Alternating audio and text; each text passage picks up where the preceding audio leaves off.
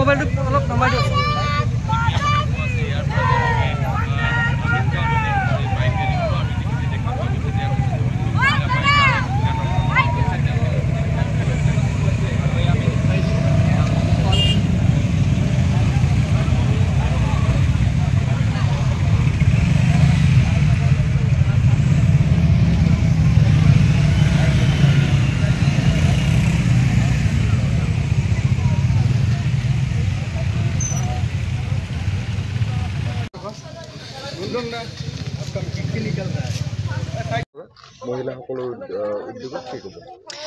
operation সিন্দুৰ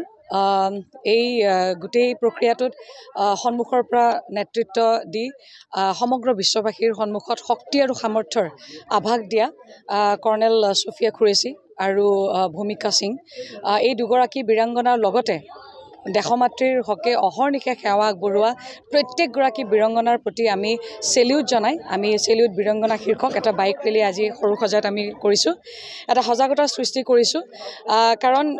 ভাৰতৰ প্ৰধানমন্ত্ৰী নৰেন্দ্ৰ মোদী ডাঙৰীয়াদেৱে এই দুগৰাকী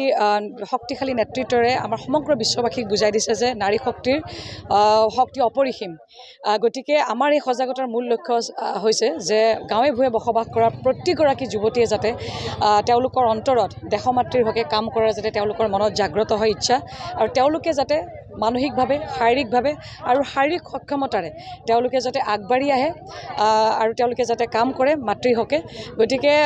আমি আজি বাইক ৰেলীটো এই কাৰণেও কৰিছোঁ কাৰণ ইয়াত বেছিভাগ আমাৰ ফিমেল বাইকাৰ্ছ আছে যে বাইক আচলতে বাইক বা কাৰ বা যি বাহনে নহওক কেলে চলালে আত্মবিশ্বাস বাঢ়ে গতিকে আমি মেক্সিমাম ফিমেল বাইকাৰ্ছখিনিক লৈ পেলাই আমি এই সজাগতাটো কৰিবলৈ যত্ন কৰিছোঁ